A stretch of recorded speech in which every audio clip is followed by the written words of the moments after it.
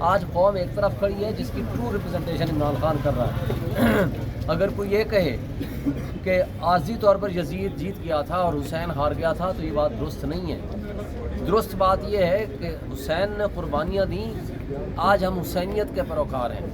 اور یزید نے عارضی اقتدار ضرور حاصل کر لیا تھا لیکن ساری زندگی کے لیے لانتیں اس کے حصے میں آئیں، اور آج جو یزید کی پیداوار بنے ہوئے ہیں اور معصوم شہریوں کو قتل کر رہے ہیں تو ان کے اوپر سے یہ بدنما چہرہ، ان کا بدنما داغ کبھی دھل نہیں پائے گا۔ اس لیے کہ یہ آج کے یزید بھی ہیں، آج کے یہ شمر بھی ہیں، آج کے یہ ابن زیاد بھی ہیں جو یہ معصوم شہریوں کو قتل کر رہے ہیں، اور ایک انسان کا قتل پوری انسانیت کے قتل کے مترادف ہے، اور جو یہ قتل کر رہے ہیں یہ انہوں نے کیے ہیں، اور جس طرح کا ظلم ڈھایا ہے یہ ان کو اس دنیا میں بھی جواب دینا پڑے گا۔ حال میں پورے یہ مافیا کہا کرتا تھا کہ آپ کے پاس تو کینڈیڈیٹ ہی کوئی نہیں ہوگا، آپ کے پاس نشان نہیں ہوگا، نہیں دیا، ہمیں الیکشن نہیں لڑنے دیا۔ قوم نکلی، قوم نے وہ انقلاب برپا کیا کہ ہم 3/4 میجارٹی سے الیکشن جیتے، ساری سیٹیں ہم نے جیتی ہیں، لیکن ان بدماشوں، بےایمانوں کو اور اسٹیبلشمنٹ کو اور ان کٹ پتلیوں کو پھر رات کی تاریکی میں فارم 47 بنانے پڑے، اور وہ کرپٹ بیوروکریسی اور کرپٹ الیکشن کمیشن کی ملی بھگت سے، اور لیکن آج ان کے پاس نہ اخلاقی جواز ہے، نہ آئینی جواز ہے، نہ سیاسی جواز ہے، نہ قانونی جواز ہے یہاں بیٹھنے کا۔ جی ناظرین، یہ کل جلسے میں جو ہے وہ زخمی ہوئے ہیں حقیقی آزادی کے سپاہی۔ شاہ صاحب نے بہت تفصیلات جو شہداء ہیں ان کے بارے میں بات کی، جو زخمی ہیں ان کے بارے میں بات کی، جہاں جہاں جس مارکے پہ کارکنوں نے لڑائی کی اس پہ بات کی۔ میں تیمور خان، بابر سلیم خان سواتی صاحب اور اپنی اعلیٰ قیادت سے یہ درخواست کرتا ہوں، جو کارکنان شہید ہوئے ہیں، جو زخمی ہیں، جو لاپتہ ہیں، ان کے لیے ہماری پارٹی کو سٹینڈ لینا پڑے گا، انشاءاللہ ان کو فیسیلیٹیٹ کرنا پڑے گا۔ ہم عمران کے لیے، حقیقی آزادی کے لیے، پاکستان تحریک انصاف کے لیے نکلے تھے۔ اگر ہم اپنے کارکنان کو پروٹیکٹ نہیں کر سکتے، ان کو پش بیک نہیں کر سکتے، ان کے لیے یہاں پہ مناسب اعلانات کیے جائیں تاکہ آئندہ کے لیے کہ جتنے کارکنان ہیں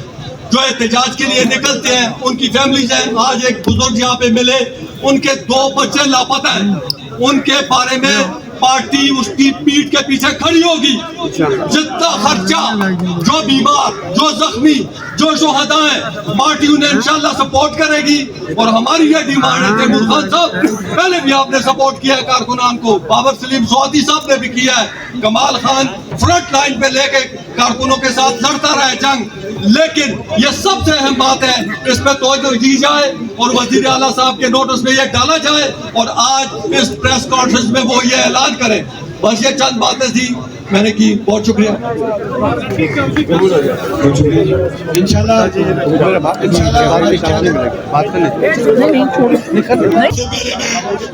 یہ بات کروں گا کہ ہماری پارٹی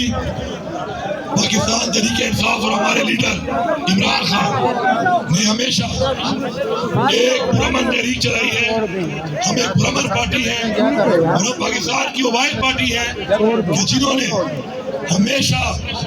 ہماری نوجوان نسل اور ہماری آنے والی نسل کے لیے اس ملک کے اندر قانون کی بالادستی، اپنے آئین کا تحفظ، اپنی حقیقی آزادی، اپنی خودداری اور حقیقی جمہوریت کی بات کی ہے۔ انفارچونیٹلی پچھلے 2.5 سال سے ہماری پارٹی کے ساتھ ایک فسادیت، ایک جبر، ایک ظلم، جس کے اندر ہماری چادر اور چار دیواری کی عزت کو پامال کیا گیا، ہمارے پہ جیلی پرچے کاٹے گئے، ہمارا مینڈیٹ چوری کیا گیا، ہمارا لیڈر آج جیل میں ہے، ہماری لیڈر کی بیوی اس کو ناجائز جیل میں ڈالا گیا، ہماری پارٹی کے لیڈران، ہمارے ورکران، ایون ہمارے ووٹرز تک کو تشدد کا نشانہ بنایا گیا، اور یہ ایسا ایک ظالمانہ ایک رواج اور ایک روایت ڈالی گئی جو کہ پاکستان نہیں دنیا کی سیاسی تاریخ میں اس کی مثال نہیں ملتی. پھر بھی ہم پرامن ہو کر اپنے حق کی بات کر رہے ہیں, اپنے جائز حقوق کی بات کر رہے ہیں, اور ہمیں نہ تو جب بھی ہم جلسہ کرنے کی بات کرتے ہیں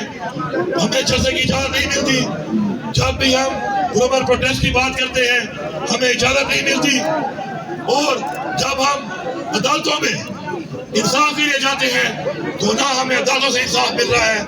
اور نہ ہی اسمبلی کا وہ فلور,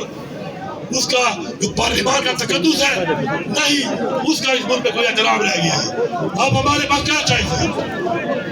ہمارے پاس ایک ہی چائز ہے کہ جلسے کی اجازت نہ ملے تو ہم جا کے کوئی پروٹیسٹ کر کے اپنا ایک بیانیہ دیں. اب بھائی یہ نہیں بیٹھیں گے, بھائی نہیں بیٹھیں گے, چھوڑ دو اس بات کو, اب نہیں بیٹھ رہے ہو, چھوڑ دو نا یار, آواز آ رہی ہے نا, نہیں بیٹھ رہے, تم کہہ رہے بیٹھ جاؤ بیٹھ جاؤ, نہیں بیٹھ رہے. اب بات یہ ہے کہ ہم لوگوں نے اس سے پہلے جب جلسے کا اعلان کیا اسلام آباد میں ہمارے پہ خصیت کی گئی, پھر ہم نے پرامن جو ایک کال دی, میں یہ ریپیٹ کر رہا ہوں, پرامن بارہا میں نے اپنی بات میں کہا, عمران خان نے کہا کہ ہم ڈی چوک جائیں گے, پرامن طریقے سے جائیں گے, اور پرامن طریقے سے ڈی چوک سے آگے ہم نے نہیں جانا. وہ ایریا جہاں پر اجازت نہیں ہے, جہاں پہ خان صاحب کا اختیار ہے, یہ کال خان صاحب نے دی اور خان صاحب نے اس اختیار سے دی کہ یہ دھرنا جاری رہے گا, اس وقت تک جاری رہے گا جب تک میں کال آف نہیں کروں گا. تو پہلی بات تو یہ ہے پورے پاکستان کی عوام کو کہ دھرنا جاری ہے. اپنی ان ڈیمانڈوں کے ساتھ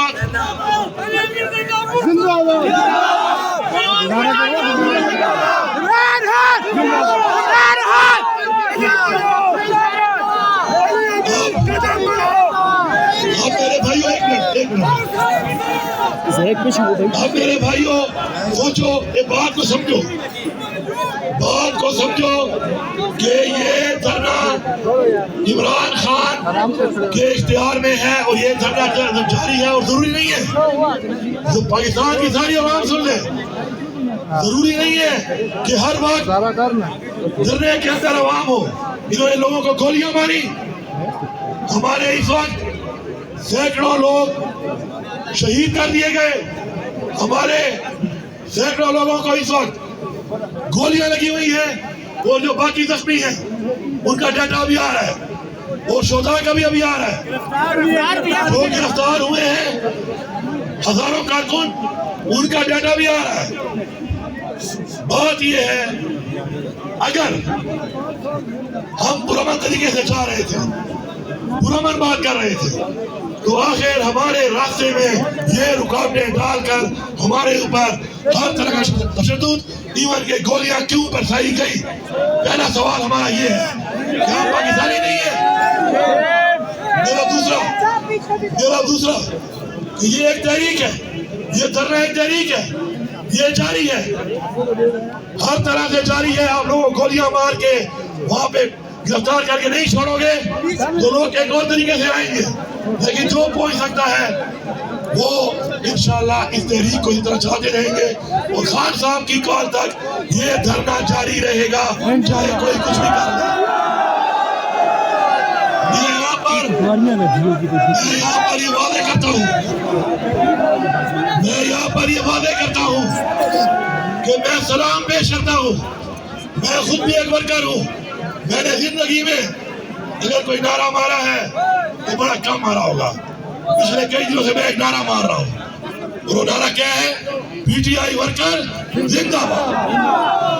آپ نے ثابت کیا ہے. قدم بڑھاؤ, ہم تمہارے ساتھ ہیں. علی امین قدم بڑھاؤ, ہم تمہارے ساتھ ہیں.